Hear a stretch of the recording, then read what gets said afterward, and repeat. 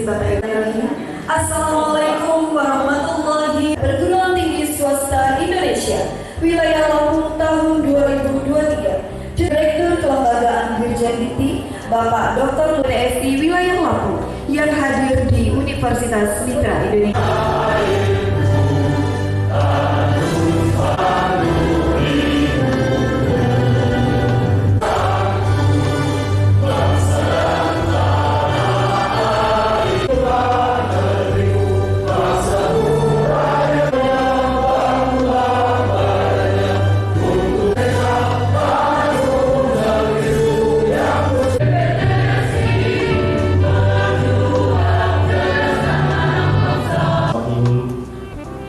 اللهم صل على سيدنا محمد وعلى ال سيدنا. ربنا ظلمنا انفسنا وان لم تغفر لنا وترحمنا ربنا ولا تحمل علينا واعف عنا واغفر لنا وارحمنا. Allah ya Tuhan kami, yang telah Engkau limpahkan kepada kami. Ya Allah ya Rahman ya Rahim, pada pagi musyawarah wilayah asosiasi badan penyelenggara perguruan tinggi swasta semua nilai ibadah dan langkah kami bermanfaat bagi bangsa. Wa fil akhirati hasanah wa qina adzaban yasifun. Wassalamun ala mursalin. PTSI Lampung tahun 2023. Untuk izinkan saya melaporkan kegiatan muswil ABP PTSI yang diselenggarakan pada hari ini tanggal 21 Februari 2023 dihadiri sejumlah pengurus daripada penyelenggara PTS dan pimpinan PTS di Provinsi Lampung. Sebagai ketua panitia, saya mewakili teman-teman panitia, mohon maaf jika dalam menyambut Bapak Ibu sekalian ada yang kurang berkenan. Silaturahim ya. Kita jarang-jarang ketemu, untuk yayasan, para pimpinan kampus jarang ketemu. Mudah-mudahan hari ini kita bertemu dalam rangka muslim ABPTSI. Meskipun kita juga sering bertemu dalam event-event lain, seperti acara-acara visi, pertemuan visi, dan pertemuan-pertemuan ABPTSI yang diselenggarakan oleh Bapak Ketua Umum Profesor Komasian Noor di Jakarta. Tapi alhamdulillah hari ini saya lihat dengan wajah-wajah ceria semuanya hadir. Kami laporkan Bapak Direktur Kelembagaan dan Pak Ketum, jumlah PTS di Lampung dulu sebelum adanya menjadi itu sekitar 80 sampai hampir 90 PTS ya Pak Wede. Nah sekarang ini menurut laporan atau data dari LPI yang berjalan ada sekitar 61 Pak ya, 61 PTS berkurang karena adanya energisasi internal dan ada juga PTS yang mulai sakit-sakitan. Nah ini kalau yang urusan sakit-sakitan ini sudah serahkan kepada Prof. Mas Yatu. Bagaimana cara obatnya supaya kita tidak sakit? Kata beliau, ABPTS itu adalah tempat kita semua mengadu. Jadi kalau kita sakit, kita adukan kepada Pak Mas Yatu. Mudah-mudahan sehat Pak. Nasur, Prof. Ya. Nah, sekalian, tentu kita memahami bagaimana beratnya kita sebagai yayasan untuk melaksanakan membantu institusi untuk melaksanakan Tridharma Perguruan Tinggi. Tidak mudah Bapak sekalian. Dengan persoalan-persoalan yang kita hadapi, kita juga menyadari ada yayasan-yayasan yang di dalamnya tidak terkonsolidasi dengan baik. Ada persoalan internal yayasan, ada persoalan antara hubungan yayasan dengan institusi, ada persoalan internal institusi, sehingga persoalan-persoalan ini belum menjadi satu dan menjadi sebuah kendala. Tapi alhamdulillah barangkali prediksi saya di Lampung hanya sebagai kecil yayasan-yayasan yang bermasalah dan sebagai besar Pak Lukman bisa melaksanakan proses Tridharma itu dengan baik.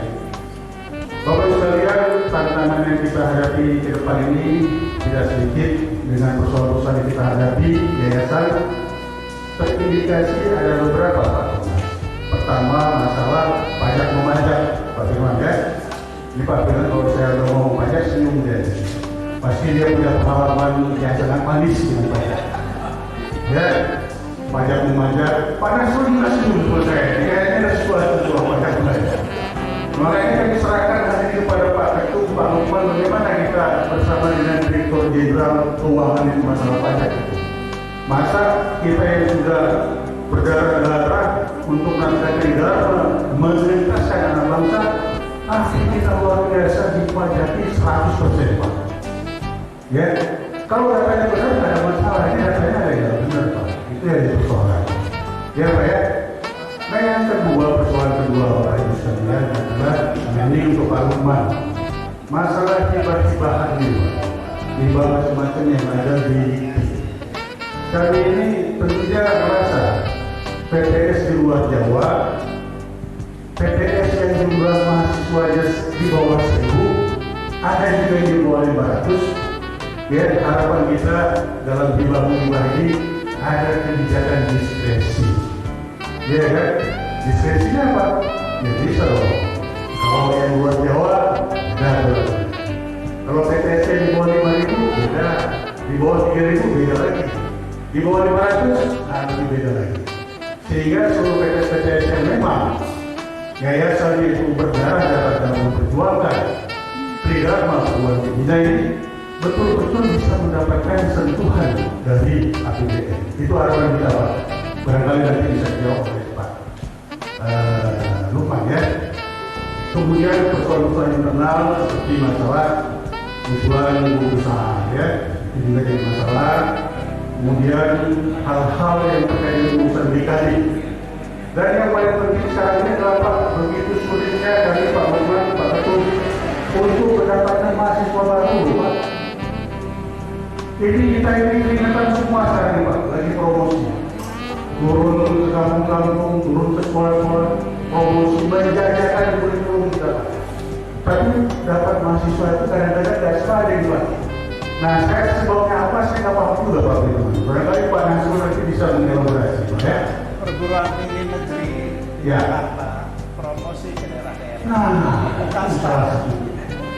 Perguruan tinggi negeri besar-besar yang Luar lalu. biasa. Pak Jajin tuh yang tahu tuh. Kan ini Pak Jajin, Perguruan tinggi Pak Jajin yang ini Profesor Jajin rektor di UNM, Pak. Nah, sebentar lagi dia ada izin keluar kedokteran, lagi proses kedokteran, Pak ya. Mudah-mudahan, Pak ya, di keluaran ya. Sulit, Pak ya. Walaupun di sana ada Lampung Tengah, Lampung Timur luar biasa orang-orang di sana. Nah, mudah-mudahan ini bisa kita jawab. Kalau sekalian, terakhir mungkin tantangan kita ke depan itu tidak lain ada 3 menurut saya. Yayasan. Kalau kampus itu lainnya tantangan yayasan. Pertama, bagaimana kita konsolidasi internal yayasan. Itu yang paling utama. Karena yayasan seluruhnya perguruan tinggi swasta. Kalau yayasan ini konflik, bubarlah barang itu. Ya, akan berdampak mana? Kalau datang Pak Suarman, jadi yayasan melayani, Pak. Ya. Ya. Itu pertama masalah konsolidasi. Tantangan ke depan adalah bagaimana mengkonsolidasi persoalan yayasan yang ada di itu yang pertama.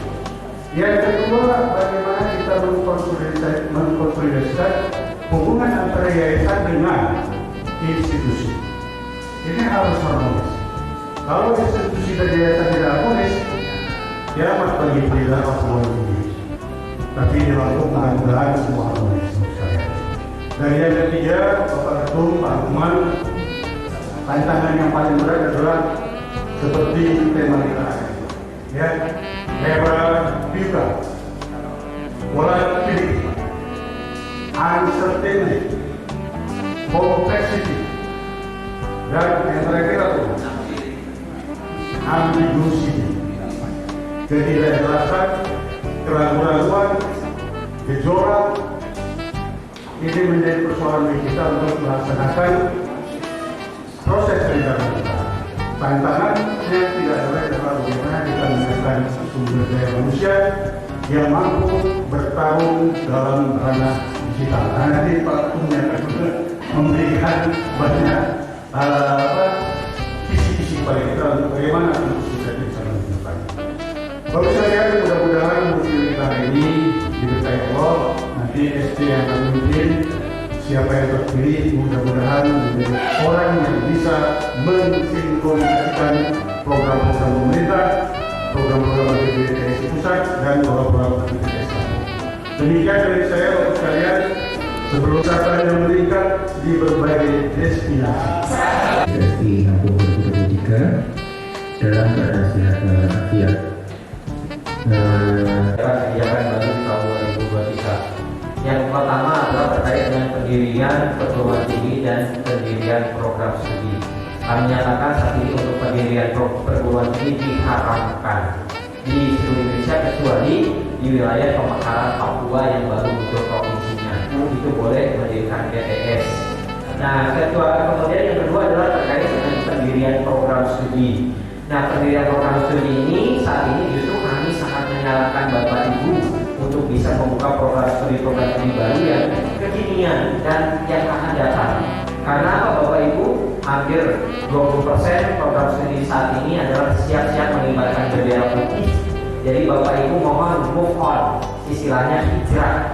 Hijrah itu adalah lihat perguruan tinggi Bapak Ibu, lihat program studinya, apakah mahasiswa masih ada atau sudah menurun. Kemudian lihat apakah lulusannya diserap punya kerja atau memang banyak pengangguran. Nah, inilah yang menjadi introspeksi kita. Ayo Bapak Ibu move on, hijrah membuka program studi yang melihat arahnya ke depan. Jangan melihat saya punya dosennya, jangan melihat punya sarana prasarananya, tapi ada nggak peminatnya di program studi Bapak Ibu? Kemana lulusannya setelah bekerja? Itu yang kami harapkan. Nah, karena itu kami berharap tadi membuka program studi baru kepada Bapak Ibu. Plus kami saat ini mulai membuka relaksasi moratorium yang dulu sudah lama sekali ditutup. Contohnya program studi kedokteran gigi, alhamdulillah moratorium itu sudah dibuka. Tentunya saya bukan asal-asalan, saya direktur baru, saya harus membuka ini membuat populer, tidak, itu harus berdasarkan kajian.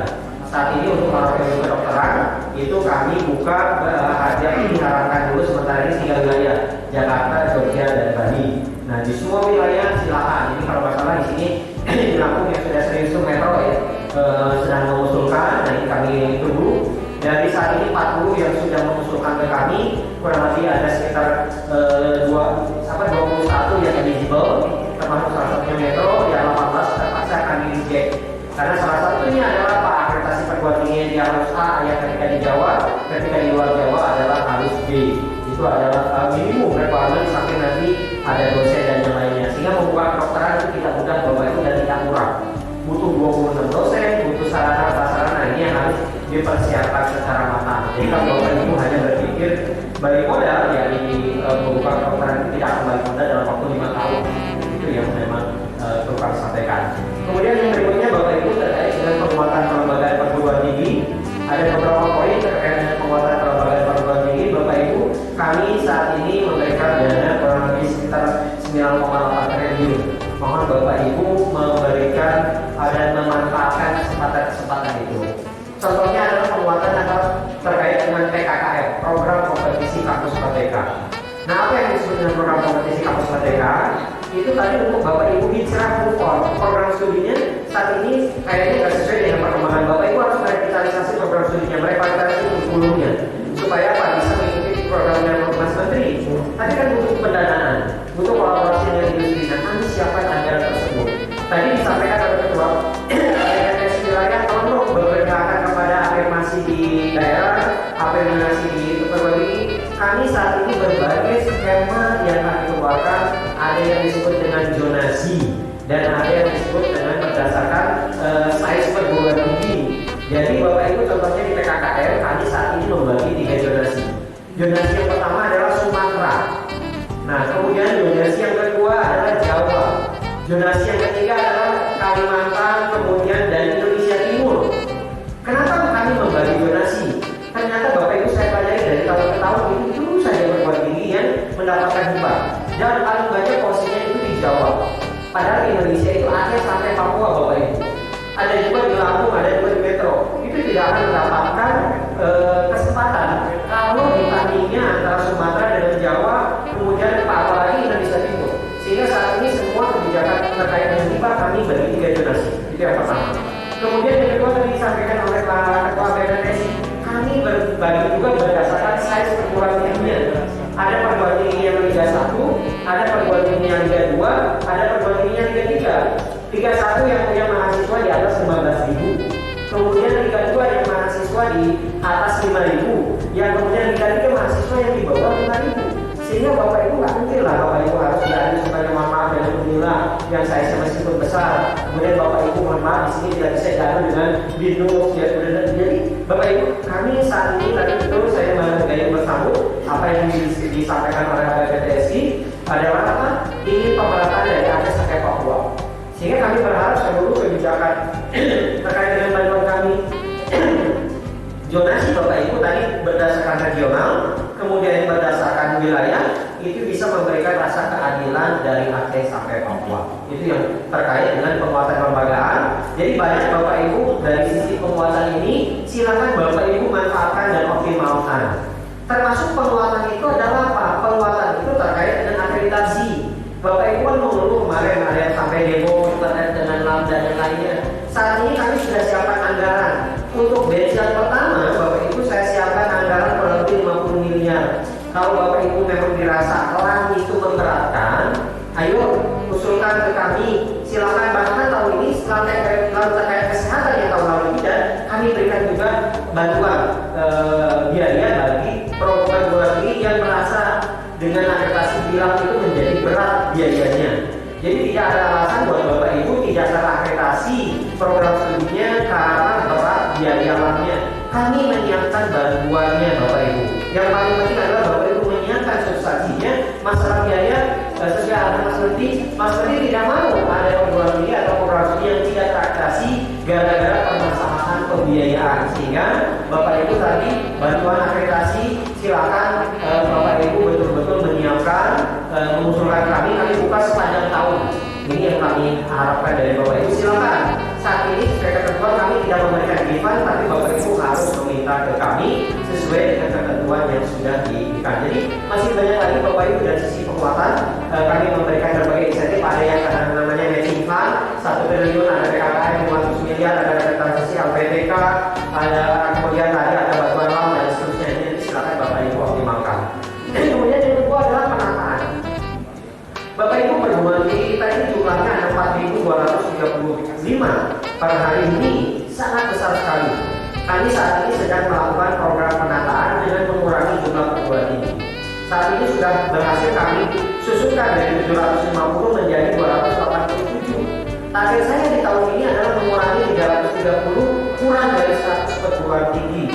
Oleh karena itu mohon kiranya Bapak Ibu, kalau Bapak Ibu tadi perguruan tingginya merasa aduh kayaknya saya sudah tidak bisa kompetisi, perguruan tingginya sudah tidak ada peminatnya, Bapak Ibu ada 3 kemungkinan. Bapak Ibu kuat di SDM, yang satu kuat di keuangan, yang satu kuat di dosen, yang satu kalau digabungkan itu menjadi satu kesatuan. Sehingga mohon Bapak Ibu kami memberikan insentif baik dari berupa anggaran dan berupa kebijakan. Ayo mohon daripada satu persatu kecil-kecil lebih baik, besar dan kuat. Saya ingat ketika saya dulu sebelum jadi direktur kelembagaan, saya memimpin LHDT di Jawa Tengah. Saya undang ketuanya yang hadir beliau. Saya undang ketua PTN yang hadir beliau. Saya undang perjanjian mutu yang hadir beliau. Saya undang dosen yang hadir beliau. Kemudian ternyata mengelola perguruan tinggi seperti manajemen seperti tukang cukur. Dari mulai buka apa, kemudian ngukur sampai kasir dikelola oleh itu juga. Ternyata Bapak Ibu ya itu lagi karena memaksakan biar sarana prasarana dan yang lainnya. Nah oleh karena itu Bapak Ibu dari mohon kita lepaskan ego-ego masing-masing, terutama di sini ketua Bapak Ibu sebagai ketua yayasan. Silakan, kami sedang melakukan yang namanya penataan perguruan tinggi, termasuk bagi perguruan tinggi yang besar. Saat ini kami punya namanya paket combo. Apa itu paket combo? Bapak Ibu boleh alih kelola perguruan tinggi yang memang sedang sakit, kemudian boleh pindah lokasi, boleh ganti nama, kemudian boleh tadi ada beberapa insentif kebijakan pembukaan program studi. Contohnya apa? Ini yang sekarang kami jadikan praktik baik. BINUS itu kan mana perguruan tinggi kelas menengah ke atas, tapi dia ingin merangkul semua perguruan tinggi yang memang menengah ke bawah. Buka perguruan tinggi kan tak mungkin. Akhirnya BINUS mengambil 5 perguruan tinggi, dia buka namanya perguruan tinggi Universitas 1, dia rencanakan di Bandung.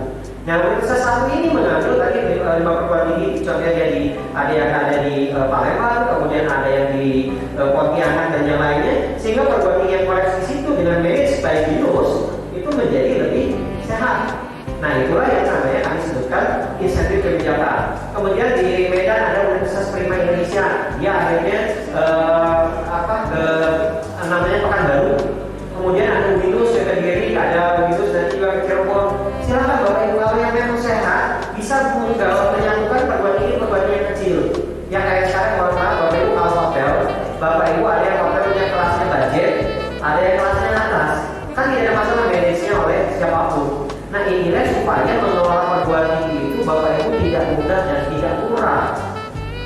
inilah yang betul-betul Bapak Ibu harus berpikir. Ada kalau satu prodi ada 5 dosen, satu dosen 5 juta kali 25, sebulan Bapak Ibu harus keluarkan operasional 25 juta, ya kan?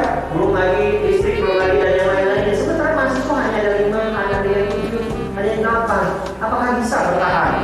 Saya miris Bapak Ibu ketika melihat salah satu perguruan tinggi, dia dulu digaji oleh yayasan. Tapi ketika dia dapat sandos, malah gaji dari yayasannya diberhentikan. Karena kalau nggak gara-gara yayasan dia nggak dapat sandos. Padahal sandos itu kan bonus. Itu saat ini perguruan tinggi ini bisa survive.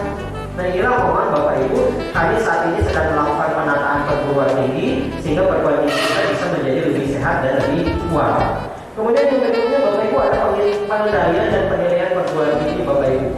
Saya mungkin direktur yang paling kejar Bapak Ibu. Bulan yang lalu saya 31 perguruan tinggi saya cabut izin operasionalnya. Karena apa? Kalau sudah melakukan fraud, ya sudah saya tidak ampun lagi. Di Surabaya ada 7.000 itu kampus-kampus pahlawan semua.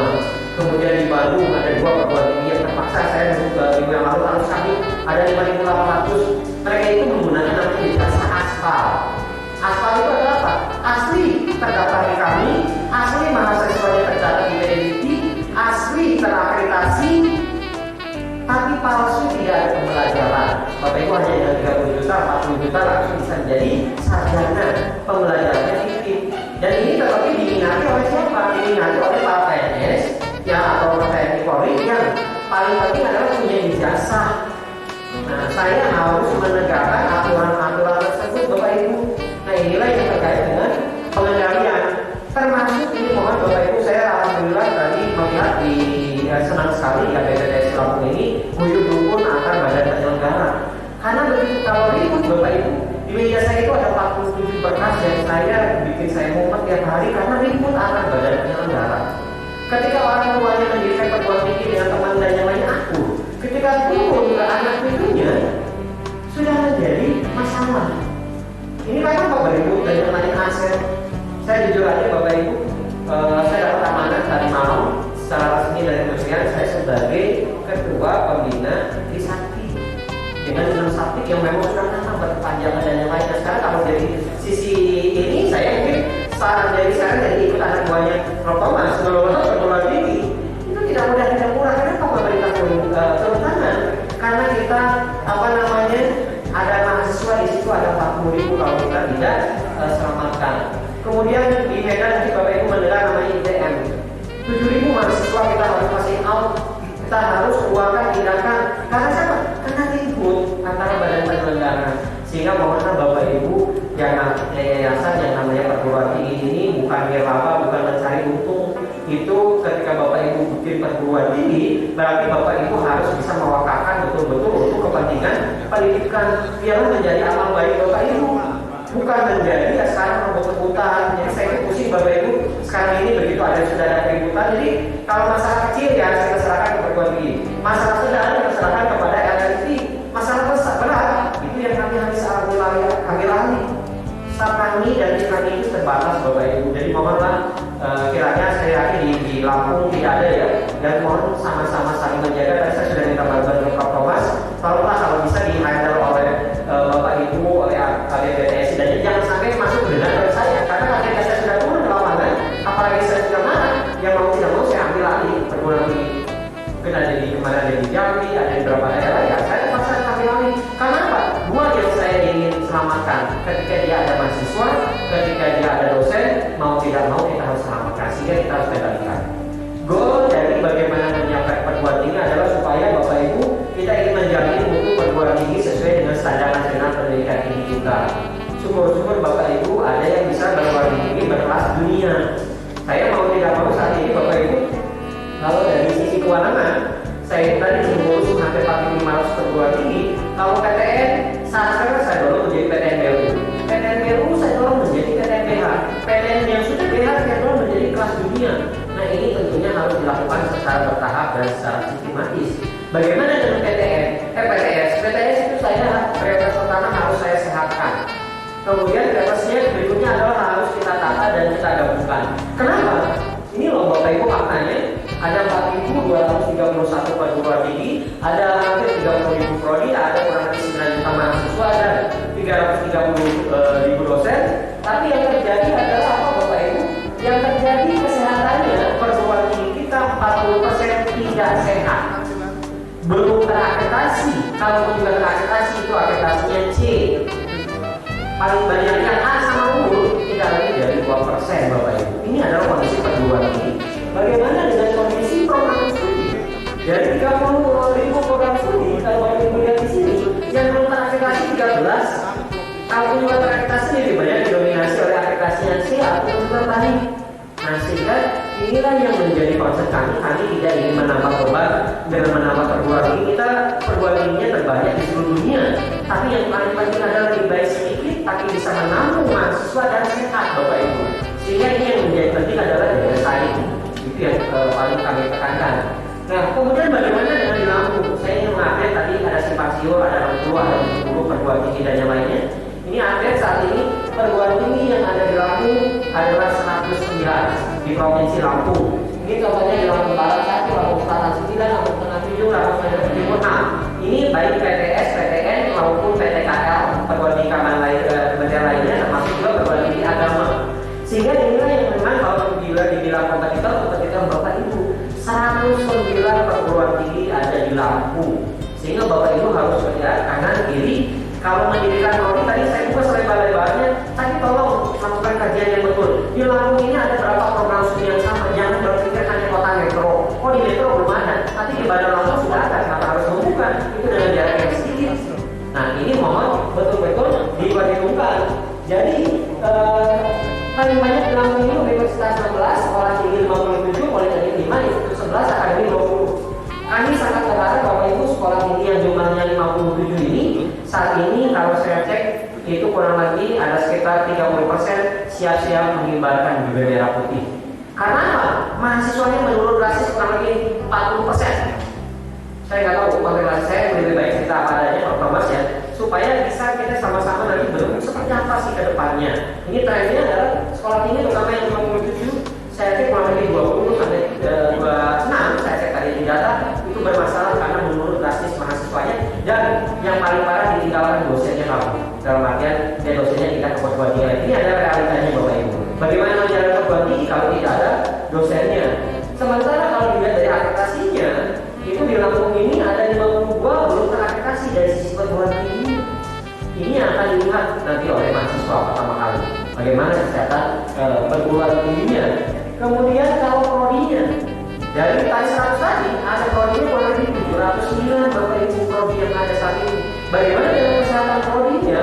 Ternyata prodi yang ada saat ini memang didominasi oleh S1, S3 ada 13, profesi ada 12. Tapi kalau dilihat dari kesehatannya, ini yang belum terakreditasi 117, berarti kurang lebih 17%. Yang tidak terakreditasi itu ada 6 dan paling banyak di sini bisa dilihat Bapak Ibu di B, kemudian di baris setelah dan baik. Nah, inilah yang harus dilakukan. Jadi sekali lagi Bapak Ibu tolong lihat kanan dan kiri saat ini. Jadi kalau tadi sampaikan PTN ini berasal dari mana-mana Bapak Ibu nggak takut. Kita ini punya 9 juta mahasiswa. Saya hanya mengizinkan pertambahan PTN itu mahasiswanya kuotanya hanya 3% Bapak Ibu. Nggak mungkin. Kenapa? Kan ada namanya rasio dosen dan mahasiswa. Jadi kalau contohnya di Unila ada 5.000, Unila mengambil 10.000 saja, Unila akan kena stuck. Kenapa? Berarti rasio dosen dan mahasiswanya akan terpenuhi atau tidak. Kemudian sarana prasarana terpenuhi atau tidak. Kemudian dia pasti akan mengajukan biaya operasional. Berarti kan akan minta tambahan uangnya ada atau tidak. Jadi sekarang ini Bapak Ibu kalau melihat perguruan tinggi kok masih menjaring mahasiswa itu masih itu hanya perguruan tinggi tersebut belum kan perguruan tinggi punya standar mahasiswa.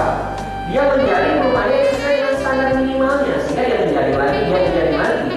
Nah itu tapi dari size buat ya tadi APK kita itu masih 40 kurang dari 40% Bapak Ibu rata-rata nasional. Sehingga tidak perlu takut sebetulnya Bapak Ibu kehilangan mahasiswa apalagi bersaing dengan PTN. Karena PTN itu dari tahunnya setiap tahun hanya 3% kenaikannya dari seluruh global. Kecuali kalau kayak contohnya ITERA ini karena ada program studi yang baru. Tapi kalau kayak Unila, kayak program yang mapan dan yang lain, nggak mungkin secara masif sampai 100% naik. Jadi tidak perlu. Termasuk juga Bapak Ibu yang sekarang mungkin saya katakan masalah UT. UT itu bisa terbuka, mahasiswanya sekarang paling banyak Bapak Ibu hampir 1 juta. Tapi UT itu kan Bapak Ibu mahasiswanya sepanjang hayat. Itu Bapak Ibu kalau di UT masuk ada 1 juta, itu paling yang keluar dari UT nggak lebih dari 10%. Karena UT itu tidak mengenal yang disebut dengan DO Bapak Ibu semua. Sehingga sehingga itu juga bukan dijadikan saingan buat Bapak Ibu semua. Justru adalah Bapak Ibu sendiri yang memang saat ini betul-betul mencermati apakah saya sudah menjadi lebih baik dari prodi dan yang lainnya di tempat ini yang memang menjadi fakta yang ada saat ini. Termasuk juga Bapak Ibu, ini saya mohon maaf, saya harus berbicara apa adanya. Yang perlu Bapak Ibu hindari saat ini akan saya sampaikan adalah program studi terkait dengan pendidikan. Saya menyampaikan apa adanya. Karena apa? Berapa sih sekarang daya serapnya guru-guru ini? Jangan sampai Bapak Ibu buka pendidikan, tapi daya serapnya saat ini berapa sih jumlah guru? Nah, ini yang membuat sekali Bapak Ibu ketika akan membuka program studi betul-betul dievaluasi itu baik magister maupun dokter, apakah ada mahasiswanya, dan kalau ada mahasiswanya setelah lulus mereka akan kemana? Ini yang saya ingin tekankan kepada Bapak Ibu. Kemudian dosen. Nah, dosen ini di Lampung kurang lebih ada 7.590, hampir 8.000. Tapi sangat disayangkan Bapak Ibu, dosen-dosen di Lampung ini kritis. Kritisnya adalah apa? Kritis jenjang jabatan fungsionalnya. Yang menjadi guru besar sangat minim sekali, yang menjadi level kepala sangat minim sekali. Tapi padahal dari latar belakang pendidikan S3-nya sudah mulai banyak. Sehingga mohon kepada Bapak Ibu badan penyelenggara memberikan tekanan atau memberikan betul-betul plus antara reward dan punishment kepada dosen-dosen yang memang punya potensi untuk bisa kenaikan jenjang jabatan. Ya, karena apa? Sekarang Bapak Ibu maka ketika ditanya Prof. Thomas dan teman-teman, Pak, ini kok dosen kami banyak yang pindah ke PTN, banyak yang jadi pegawai negeri dan yang lainnya. Kita kembalikan, sebetulnya Bapak Ibu ini bukan masalah PTN atau PTS dan yang lainnya. Selama Bapak Ibu bisa memberikan kenyamanan kepada dosen-dosennya, saya yakin dosen itu tidak akan pergi dan ini terus membangun perguruan tingginya. Nah, inilah yang semangat, inilah yang memang harus disiapkan. Ada Bapak Ibu program yang mungkin saya tahu di mana yang lain, ada program untuk dosen, ada program nanti didapat rumah untuk dosen, ada yang semua program-program itu supaya apa? Supaya mengingat dosen itu tidak kabur. Tapi kalau dosennya sendiri pengen naik jabatan dan dipersulit, baru kesejahteraan dan lain, pasti dia akan mencari kenyamanan di tempat lain. Dan ini adalah realistis dan materialistis Bapak Ibu. Itu yang memang kita tidak bisa hindari lagi dari dosen yang ada saat ini. Mahasiswa, ini lumayan Bapak Ibu, mahasiswa di Lampung ini adalah 183.000. Tapi sayang Bapak Ibu, 183.000 ini APK di Lampung ini masih jauh dengan rata-rata hanya kurang lebih 41%. Berarti ada 60% lagi kalau dikali 183.000, berarti totalnya ada 500.000 mahasiswa yang namanya berkuliah di Lampung atau mereka berkuliah di luar Lampung. Ini yang menjadi pertanyaan besar. Nah, ini yang mohon Bapak Ibu kita bisa melihatnya dari sini. Nah, ini yang mau tidak mau. Nah, karena itu Bapak Ibu, saya mengingatkan kembali, kita punya layanan yang namanya siaga. Silakan Bapak Ibu optimalkan. Kami saat ini sudah melakukan transparansi. Usulan Bapak Ibu tahun lalu kami sudah selesaikan 3.500. Nah, ini per hari ini Bapak Ibu ada usulan itu kurang lebih hampir 2.800. Tapi kami melaksanakan secara cepat kok. Paling kami hanya kalau Bapak Ibu bisa 2 minggu, bisa 1 bulan. Jadi sehingga kami saat ini ingin membantu Bapak Ibu semua mengoptimalkan pembukaan prodi, mengoptimalkan pembukaan prodi supaya sesuai dengan ketentuan yang berlaku. Nah, inilah mungkin Bapak Ibu pokok-pokok yang memang perlu kami sampaikan secara garis besar. Nanti Bapak Ibu secara detailnya bisa melihat di slide ini. Saya akan bagikan slide ini, itu akan ada lebih detail, termasuk program-program di kami tadi yang masalah penyapuan, penggabungan, paket combo, insentif, kemudian lambat dan sebagainya. Itu ada yang di slide yang sudah saya persiapkan. Nah, ini mungkin hal-hal yang memang bisa kami sampaikan kepada Bapak Ibu. Ini kebetulan Bapak Ketua Habis juga ada. Organisasi ini tempat mengatur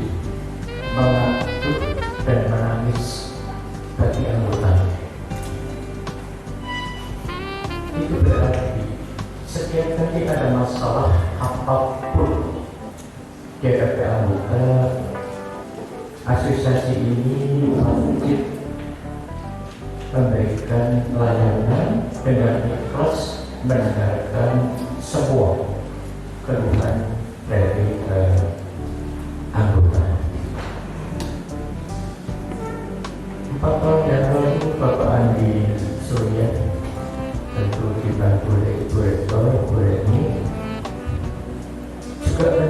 mengajarkan hal yang sama. Ibu-ibu, bapak-bapak, saya didampingi oleh beberapa pengurus saya. Tadi diperkenalkan Ibu Dr. Sungai Ariana, mohon berdiri sebentar. Iya, beliau wakil ketua umum. Bapak Haji Nasrullah, silakan berdiri Bapak. Bapak Andi Surya, silakan berdiri Bapak. Tidak boleh ada yayasan. Semua yayasan pendidikan harus dibubarkan. Semua kekayaan harus diserahkan kepada Badan Hukum Pendidikan. Untuk kita dari BPS ini, supaya Bapak Rektor juga memahami sedikit sejarah itu. Dari Lampung pada waktu itu tentu Bapak Haji Barisno, Bapak Alfian mewakili Lampung, masyarakat Lampung, yayasan-yayasan di Lampung pada saat itu. Kami tidak rela, tidak ikhlas jika yayasan dan atau badan hukum relama lainnya harus dibubarkan. Saya mengingatkan kepada pemerintah, walaupun saya waktu itu juga pegawai negeri di Kementerian Pendidikan, sekaligus saya anggota DPR pada saat itu, kami tidak ikhlas. Saya mengatakan kepada pemerintah dan DPR, tentu saya dimarahi menteri saya, tentu saya dimarahi ketua DPR saya, karena undang-undang, pemerintah dan DPR mengatakan mau diingat para pemimpin bangsa. 1912 Muhammadiyah itu berkarya di bidang pendidikan, menyiapkan pejuang dan kader-kader bangsa melawan penjajah. Tiba-tiba harus dibubarkan. Pasti kata Bapak Pendidik Indonesia, Bapak Ki Hajar Dewantoro 1922 sama berkarya di bidang pendidikan, menyiapkan pemimpin bangsa. Belum ada republik pada saat itu. Pak Arif NU 1926 juga sama menyiapkan karya pendidikan, tiba-tiba juga harus dibubarkan. Melihat situasi seperti itu, maka beberapa yayasan disponsori oleh 4 yayasan pada saat itu. Yang pertama Al-Azhar Indonesia Jakarta, Profesor Juhal pada saat itu. Kedua Petra Surabaya, Bapak Profesor Syahid Hadi.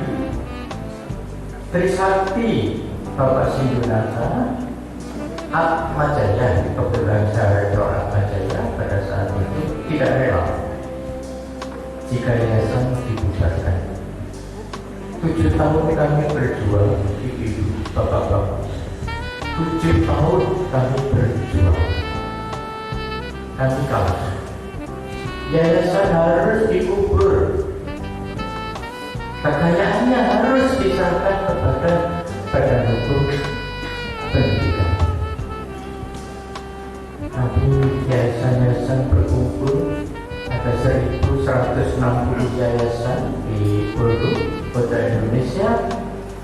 Kita bergerak. Bapak Nasrullah tentu hadir pada saat ini.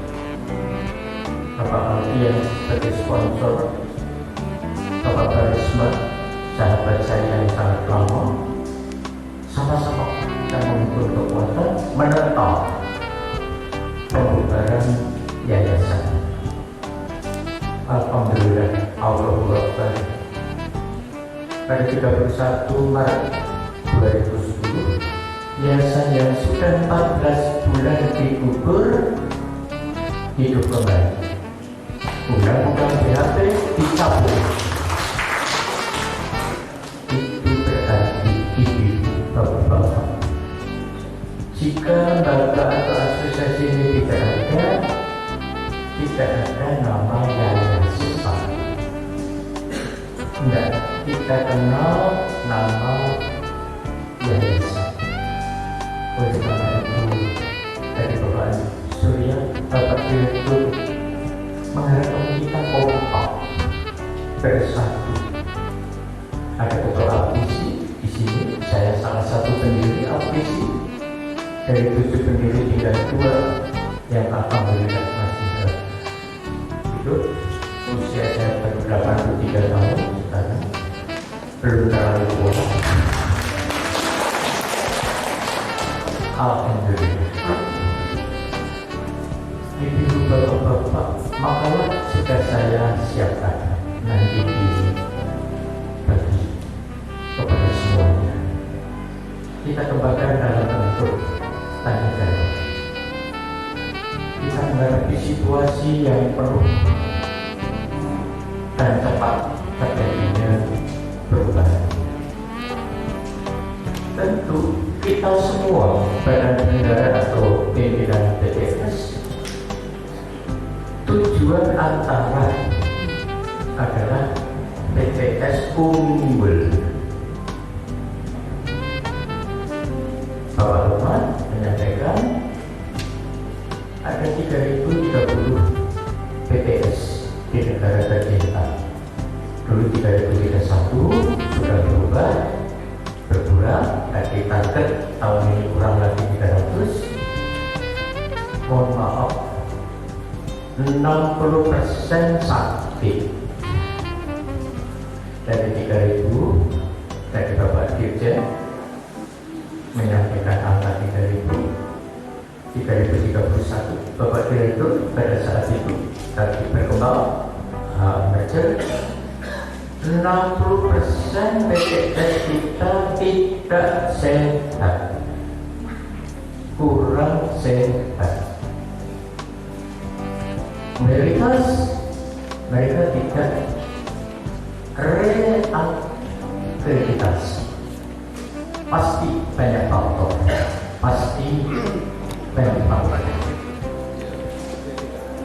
sekitar 1.865 PTS kurang sehat.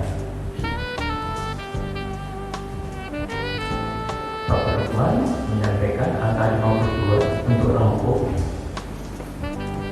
Bapak Andi dulunya 61, kemarin kita diskusi yang tidak sehat dulu 61. Alhamdulillah sekarang tinggal 52. Salah satu ternyata yang kemarin kita bicarakan, nomor 1 yang itu ternyata direktur mengatakan sudah tahu. Alhamdulillah. Jadi saya ngomong tidak mungkin unggul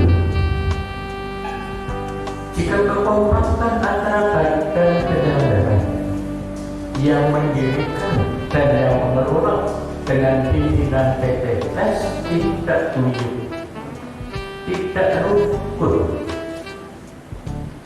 tidak satu visi, tidak satu misi. Pada saat ini ada 207 badan penyelenggara konflik,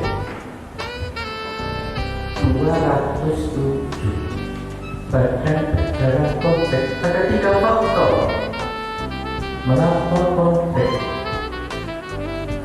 Sebagai kaca dari kita, bapak-bapak, ibu, bapak direktur, konflik pertama terjadi dari Bapak Lukman menyampaikan, Bapak Andi menyampaikan, konflik antar organ yayasan yang pertama. Mayoritas dari 207 konflik antara organ pembina, pengurus, pengawas. antara mereka konflik. Sejati ibu bapak-bapak yang sangat saya hormati, jika masing-masing memahami aturan-aturan perundangan, mestinya tidak terjadi konflik. Pembina sebagai contoh, hak, kewajiban, tugas dan tanggung jawab diatur di dalam pasal 28 Undang-Undang Nomor 16 Tahun 2001. Ada 6 ayat pasal 28. Apa tugas, tanggung jawab, kewajiban dari pembina yayasan? Pengurus yayasan diatur di dalam pasal 31 sampai dengan 39 Undang-Undang Nomor 16 Tahun 2001. Sangat jelas apa hak, kewajiban, tanggung jawab pengurus yayasan. Pengawas diatur di dalam pasal 40 sampai dengan 47, karena 48 sampai 52 mengatur mengenai keuangan yayasan. Itu konflik yang pertama, bapak-bapak ibu. Konflik yang kedua antara pengurus yayasan dan pimpinan perguruan tinggi. Ranking kedua dari 207 konflik. Pengurus, karena yang berhubungan langsung dengan pimpinan PTS adalah pengurus. Konflik yang ketiga antara pimpinan perguruan tinggi dan senat perguruan tinggi. Mohon ingat bapak-bapak ibu, di PTS tidak dikenal senat akademik, tidak. Senat akademik hanya ada di PTS.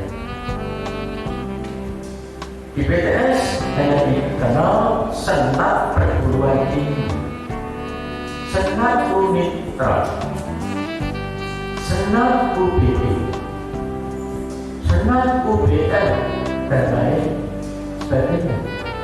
Tidak dikenal. Jika dulu senat itu mempunyai kekuasaan luar biasa, powerful, karena lembaga tertinggi di bidang akademik. Ibu bapak-bapak, setelah lahir Undang-Undang Nomor 20 Tahun 2003 tentang Sisdiknas, pada waktu itu ada PP 60 tahun 1990 merupakan organ tertinggi senat, itu dicabut. Sedang sebagai badan organik tertinggi dicabut dengan peraturan pemerintah nomor 17 tahun 2010. Terjadi kepatuhan hukum. Undang-Undang Nomor 20 Tahun 2003, rektor untuk akademik dan musika, ketua untuk sekolah tinggi, direktur untuk akademik dan politeknik, penanggung jawab utama di bidang akademik. Itu perintah Undang-Undang Nomor 20 Tahun 2003. Rektor atau ketua atau direktur penanggung jawab utama di bidang akademik. Terjadi kepatuhan hukum, senat yang luar biasa dulunya punya kekuasaan tiba-tiba tidak ada. Lahirlah peraturan pemerintah nomor 66 tahun 2010, mohon dibaca baik-baik. Pasal 58 huruf D dan ayat 1 huruf B. Sekali lagi, tadi PP 60 1999 dicabut dengan Peraturan Pemerintah Nomor 17 2010 Pasal 221. Terjadi kevakuman hukum, lahirlah PP 66 tahun 2010 Pasal 58 huruf D dan ayat 1 huruf B. Senat berfungsi memberikan pertimbangan dan pengawasan akademik. Pertimbangan dan pengawasan akademik. Oleh karena itu, ibu, bapak-bapak badan negara, para rektor dan pimpinan PTS, Permendikbud nomor Permendikbud nomor 16 tahun 2018 diminta tidak ada voting di dalam senat karena memberikan pertimbangan. Untuk apa mesti voting? Pertimbangan kepada siapa? Kepada warga penyelenggara pasti. Di situ disampaikan seleksi bukan voting. Kita senat DPS, pertimbangan dan pengawasan akademik. Sekali unggul. Oleh karenanya, sebagai tempat mengatur dinamis, Pak Andi Surya akan bersama ini kita jadikan tempat pengurus yang sekarang kan menjadi tempat mengetahui dari figur-figurnya. Kalau sudah yang aktif ya sudah kita akan kembali, tapi saya kira ketua kita Pak Andi Surya masih cukup qualified untuk memimpin lembaga ini. Tidak perlu panjang-panjang, kita berikan kepercayaan beliau, kita bantu semuanya kita bantu. Nah, ibu bapak-bapak untuk unggul tetap harus berpegang pada 9 kriteria. Tidak bisa tidak. 9 kriteria yang harus tetap kita pakai. Oleh karena itu, bapak-bapak, ibu-ibu, penyelenggara, program kerja PTS itu sebaiknya tetap mengacu pada 9 kriteria. Kita selamanya harus beranggapan seakan-akan besok lembaga kita akreditasi, seakan-akan. Jadi jika program kerja kita mengacu pada 9 kriteria, menggantikan 7 standar dulu, mestinya tidak ada masalah. Semua kualitas kerja kita, sivitas akademika, harus senantiasa berpikir seakan-akan besok akan ada akreditasi. Normanya jelas, 9 kriteria. Program besar bagi pengurus baru. Direktur nanti sudah disampaikan kepada Bapak Ketua APBDSI sebelum tidur nanti malam. Sebelum tidur ada 3 program mendesak bagi kita di Lampung. Yang pertama disebut Bapak Roman tadi, percepatan lektor kepala dan guru besar. Rasio-rasio itu sangat berpengaruh untuk unggul. Rasio total dosen tetap kita dengan lektor kepala itu tes program yang pertama. Percepatan lektor kepala dan guru besar. Tadi Ibu Rektor Witra menyampaikan kesulitan guru besar. Bapak-bapak, ibu-ibu, bagi anggota BPTS mau kerjasama dengan perguruan tinggi di mana saja yang unggul pasti welcome. Pusat senantiasa memberikan fasilitas untuk itu. Silakan. Misalnya beberapa hari yang lalu 20 BTS di Sumatera Utara studi banding ke Malang, Universitas Muhammadiyah Malang yang dekat. Next, Ibu sudah dengan teman-temannya studi banding dan kerjasama membuat MOU dengan BINUS, dengan UNPAD, dengan Atmajaya, dengan Guna Dharma. Welcome. Silahkan kapan saja rame-rame kerjasama dengan yang unggul-unggul itu. Bahkan Ibu sudah juga nyebrang ke Bandung dengan Universitas Parahyangan yang kebetulan saya juga bantu di Universitas Parahyangan. Jadi Pak Andi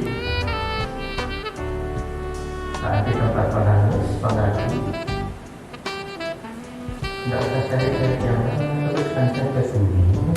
Kita lihat lagi yang tidak aktif, saya mohon dukungan semua, masukkan semua unsur yayasan Pak Andi, udah masukkan semua, nggak ada batasan berapa, dibatasi dewan pakar berapa, enggak, udahlah, masukkan saja Bapak, ajak semua ini untuk kita bersama-sama. Saya kira tidak usah lama-lama Pak Andi, nanti jangan terus saja.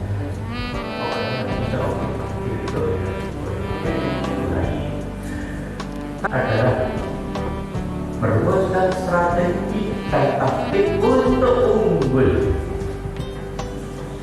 Mohon dicatat, tadi mohon izin Bapak Lukman, Bapak Ustadz Sinaga, sebagai Ketua Dewan Pertimbangan, Dewan Pakar, kita undang ke sini. Sudah diundang ke Palembang oleh Ibu sudah. Next, Profesor Evi, Dewan Pakar, kita undang ke sini. Kemudian rektor-rektor dari unggul kita undang. Kita dialog bagaimana strategi kita untuk unggul. Mohon maaf Bapak Rahman, ada trik-trik tertentu Bapak. Pasti kami tetap menurut aturan yang ada, tapi ada bypass policy, ada shortcut bagaimana menjadi unggul. Masalah yang ketiga Bapak, itu adalah bagaimana memanage yayasan yang sehat dan dinamis. Itu responden Pak Andi dan Nulis. Saya mohon dukungan Ibu Bapak untuk makin memperkuat BPTS dalam kerjasama dengan APIS. Bapak tidak bisa tidak, dua-duanya saya perlu. Yang terakhir saya mohon dengan hormat, tadi masalah perpajakan. Akan ada seminar nasional mengenai perpajakan. Kebetulan salah satu pengurus itu juga di Direktorat Pajak. Kita akan mengadakan seminar mengenai perpajakan. Saya mohon dengan hormat dibaca Undang-Undang Nomor 7 Tahun 2021 Nomor 7 tentang harmonisasi peraturan perpajakan HPP. HPP ada 3 substansi yang diatur. Yang pertama mengenai PPh, kita terlibat pasti. Yang kedua mengenai barang mewah, kita masih terlibat. Yang ketiga mengenai karbon.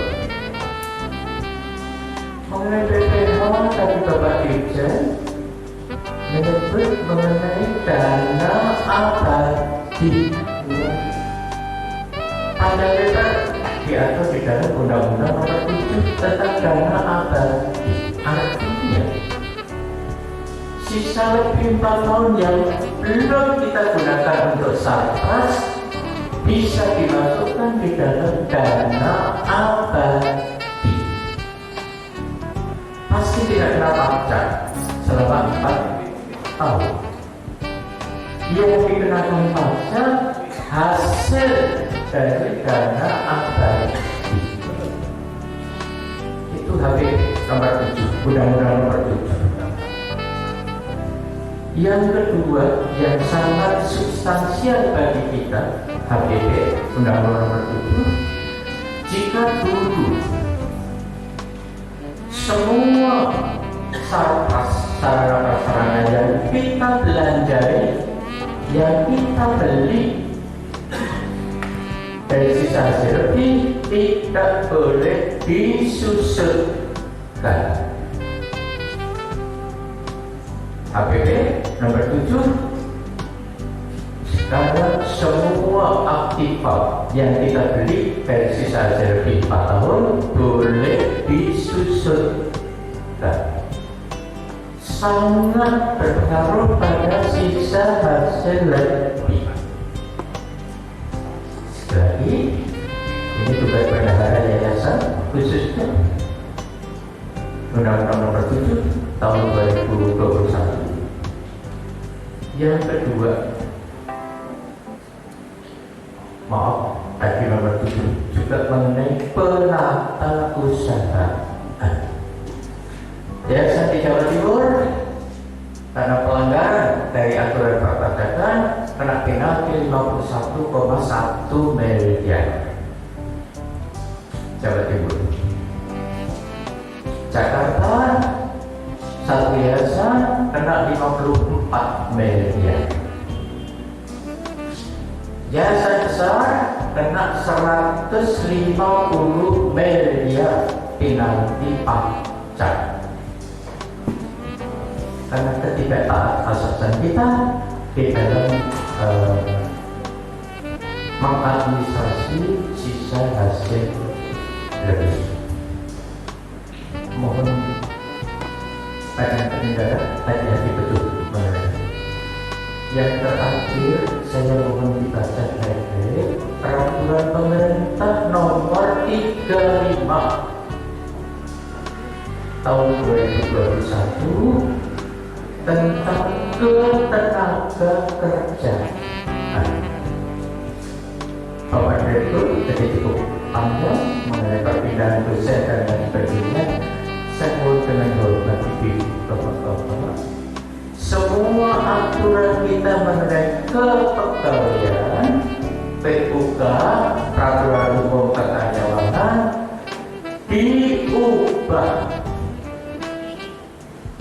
secara fundamental, diadakan reformasi, bahkan disesuaikan dengan peraturan pemerintah nomor 35 2021. Jika tidak, akan terjadi masalah berat. Tadi pagi saya itu salah satu anggota dari APBDSI di Jakarta akan memphk 12 dosen.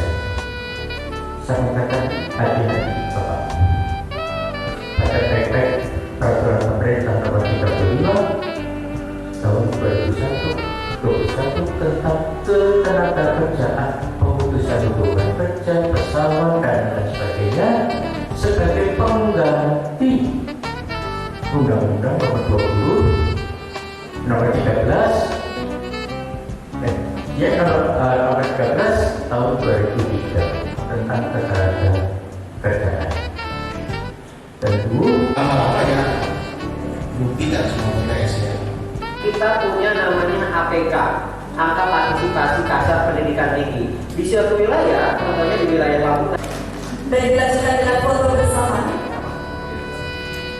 Oh ya, izin lihat ke kamera. 1, 2, 3. Baik. Oke, assalamualaikum semua. Izin boleh bebas boleh ya. Saraneo boleh, saraneo. Oke, 3. Oke, beri tepuk tangan untuk kita semua ya. Terima kasih kami. Memulai dari yang pertama yaitu terkait dengan pengesahan tatib. Maka dengan mengucap Bismillahirrahmanirrahim, saya menyatakan bahwa pleno yang pertama ini dibuka.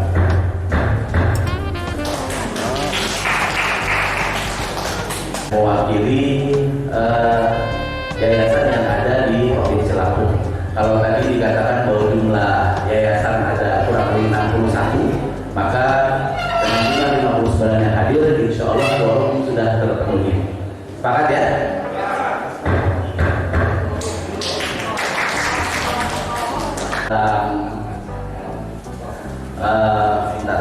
Bab 7, proses pemilihan ketua dalam periode 2023-2027, pasal 10. Ada ayat yang pertama bahwa Muslim memilih dan menetapkan ketua umum oleh dan dari peserta berdasarkan yang pertama musyawarah mufakat, atau kalau musyawarah mufakat tidak tercapai suara terbanyak. Saya mungkin minta satu usul dulu, siapa yang dari dari forum ini mengusulkan calon. Lanjut saja. Semangat nggak kita bermufakat untuk meminta Pak Andi Surya menjadi ketua APPSI Provinsi Lampung untuk periode yang ketiga. Bersedia ya? Baik. Dengan seperti itu kami putuskan bahwa forum bermufakat untuk meminta Pak Andi Surya untuk kembali sebagai Ketua Asosiasi Badan Penyelenggara PTS Provinsi Lampung. Sudah selesai, sudah terbitan. Kami minta Sidang pimpinan sidang kita akan melakukan tanda tangan berita acara dulu. Izin.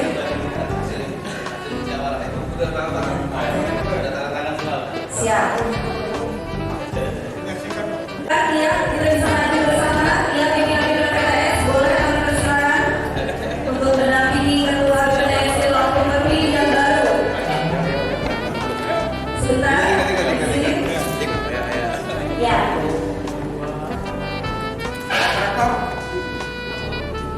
Baik, sekarang 1, 2, 3. Sekali lagi. 1, 2, 3. Selamat ya, sukses lagi.